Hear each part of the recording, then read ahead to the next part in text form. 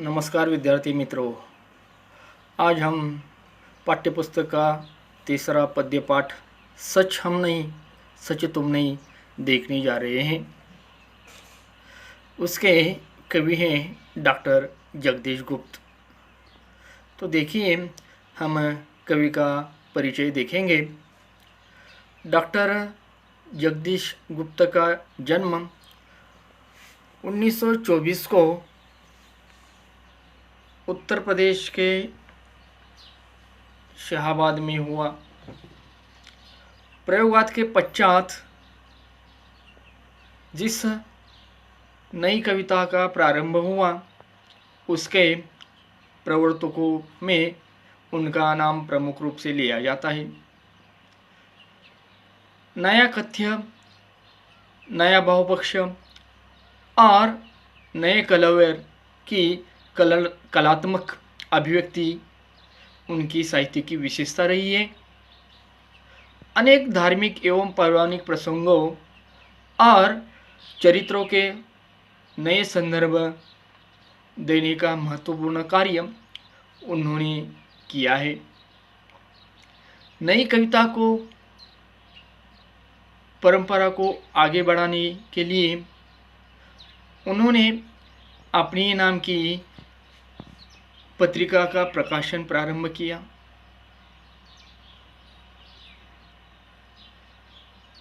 उसके पिता का नाम श्री प्रसाद गुप्त था, माता का नाम श्रीमती रामादेवी था और उनके पत्नी का नाम सौभाग्यवती गुप्ता। उन्होंने मास्टर ऑफ डिग्री हासिल की थी, फिर डी.फिल की उपाधि भी प्राप्त की थी। इलाहाबाद विश्वविद्यालय में वह प्राध्यापक के पद पर आसीन रहे हैं। साहित्य के क्षेत्र में कवि, गद्यकार, आलोचक के रूप में उन्होंने कार्य किया है। तो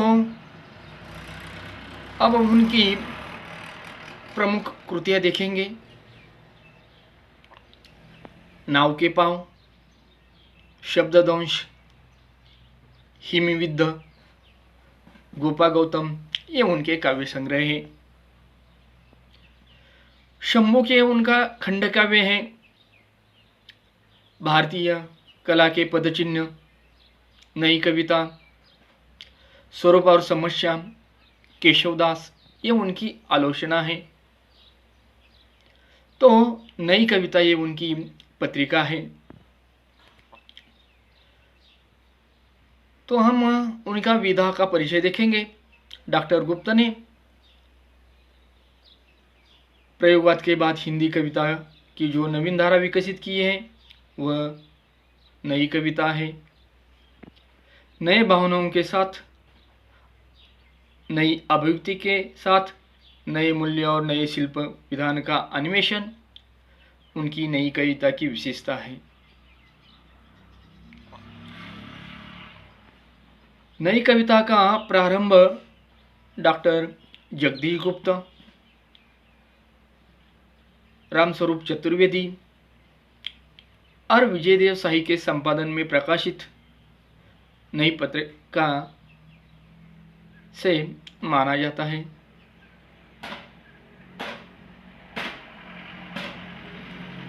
तो हम उसका पाठ परिचय देखेंगे। तो प्रस्तुत नई कविता में कवि संघर्ष को ही जीवन की सच्चाई मानते हैं।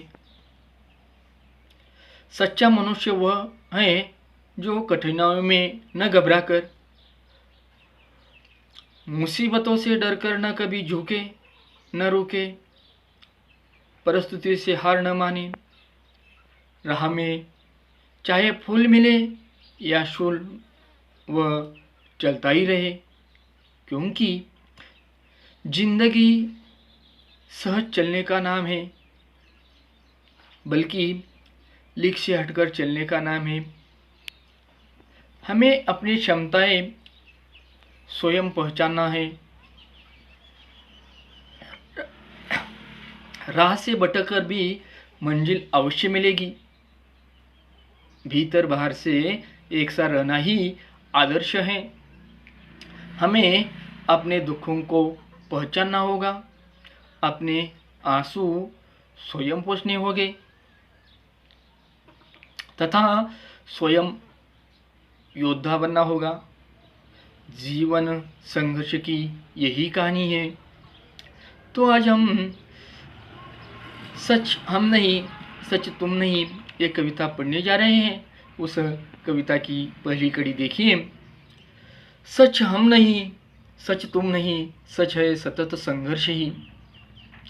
सच हम नहीं, सच तुम नहीं, सच है सतत संघर्ष ही।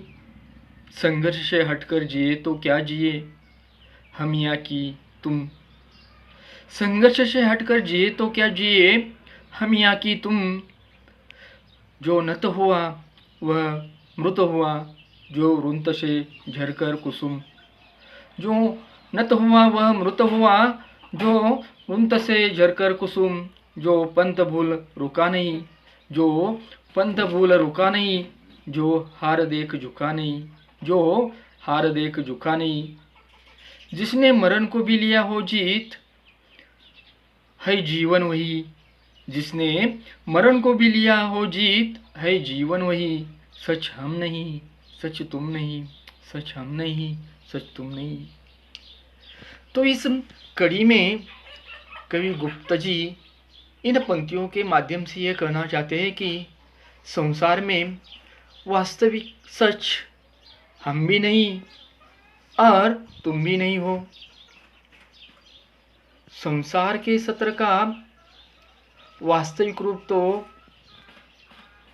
जीवन में आने वाले संघर्ष है। हमें अपने लक्ष्य को प्राप्त करने के लिए निरंतर आगे बढ़ जाना है। जीवन में कठिनाइयों को देखकर अगर डरकर पीछे हट गए तो ऐसा जीवन जीकर भी उस जीवन जीने का नाम ही नहीं दिया जा सकता है। संघर्ष को देख जो भयभीत और कमजोर पड़ जाता है, जो मनुष्य कठिनाई के सम्मुख झुककर अर्थात हार मानकर अपना सिर झुका लेता है, वह तो मरे हुए उस मनुष्य के समान है। जिस प्रकार डाली से झड़कर या गिरकर पुष्प सूख जाता है, उसी प्रकार बिना संघर्ष के मनुष्य को जीवन भी सूख जाता है। जो मनुष्य अपने लक्ष्य को छोड़कर कभी रुकता नहीं है, जो व्यक्ति अपने हार से समझौता नहीं करता, जिस मनुष्य के आगे बढ़ने के हौसले बुलंद है, जिसने मृत्यु पर भी विजय प्राप्त की लिए, वही जीवन की सच्चाई समझ सकता है। अतः यही वास्तविक जीवन है। तो स्वाध्याय के लिए हम इस कड़ी में शब्द संपदा के अंतर्गत देख सकते हैं। निम्नलिखित शब्दों के विलंब शब्द लिखिए, जैसे कि जीत, हार, जीवित, मृत, चलना, रुकना, झूठा, सच। तो अभिव्यक्ति में हम ये सवाल पूछ सकते हैं कि मनुष्य संघर्ष से विमुख हो जाते हैं। इस पर अपने विचार व्यक्त कीजिए या अपने विचार लिखिए। तो अब हम अगली कड़ी देखने वाले हैं। ऐसा करो जिससे न प्राणों में कहीं जड़ता रहे, ऐसा करो जिससे न प्राणों में कहीं जड़ता रहे, जो है जहाँ चुपचाप अपने आप से लड़ता रहे, जो है जहाँ चुपचाप अपने आप से लड़ता रहे। जो भी परिस्थितियाँ मिले, कांटे चुभे कलियाँ खिले, कांटे चुभे कलियाँ खिले, टूटे नहीं इंसान, बस संदेश यौवन का यही, सच हम नहीं, सच तुम नहीं, सच हम नहीं, सच तुम नहीं है। इस कड़ी में कवि ये कहना चाहते हैं कि तुम ऐसा कार्य मत करो जिससे तुम्हारे प्राणों में कहीं भी स्थिरता रुकावट न हो। जो भी व्यक्ति जिस स्थान पर है वह सदैव चुपचाप अपने आप से ही लड़ता रहता है, ना तो वह शांत रहता है और ना ही अपने आप से वह थकता है। चाहे तुम्हारे रास्ते में कांटे चुभे या कलियां खिले, कोई भी परिस्थिति तुम्हारे समक्ष क्यों न हो, तुम्हें सदैव निरंतर अपने पद पर बढ़ते ही जाना है। कहने का भाव यह है कि चाहे तुम्हारे रास्ते में मुसीबत आए, कोई भी बड़ा संकट आए, तो तुम्हें किसी भी दशा में हार नहीं मानना है। मनुष्य को किसी भी हालत में बिखरना नहीं है। मनुष्य को इस बात का ध्यान अवश्य रखना होगा कि अपनी युवावस्था में भी टूट ना पाए, क्योंकि युवावस्था का पड़ाव सबसे नाजुक होता है, जहाँ मानसिक रूप में स्वस्थ रहना जरूरी है। अपने जीवन में सांसारिक मोहमाया, यदि स्वयं से आत्मविश्वास टूट गया तो शायद जीवन के संघर्ष के सामने मनुष्य कभी स्थिर नहीं रह पाएगा। वही जीवन का अंत है। संसार में वास्तविक सच यह है कि सच हम भी नहीं और सच तुम भी नहीं। तो इस कड़ी में हम देख सकते हैं कि स्वाध्याय के लिए पहली कृति संजाल पूर्ण कीजिए। तो इसमें हम पूछ सकते हैं कि युवा पीढ़ी को कवि का संदेश ये है। उसका उत्तर इस प्रकार हम दे सकते हैं कि जो भी परिस्थिति मिले, कांटे चुभे, कलियां खिले, टूटे नहीं इंसान। तो दूसरी कृति इस प्रकार हम देख सकते हैं कि कविता की पंक्तियां पूर्ण कीजिए। ऐसा करो जिससे न प्राणों में कहीं जड़ता रहे। दूसरी पंक्ति जो है जहाँ चुपचाप अपने आप से लड़ता रहे। तो शब्द संपदा में हम देख सकते हैं समानार्थी शब्द। तो निम्नलिखित शब्दों के समानार्थी शब्द लिखिए, जैसे कि मनुष्य, व्यक्ति, यौवन, युवावस्था, जड़ता, ठहराव।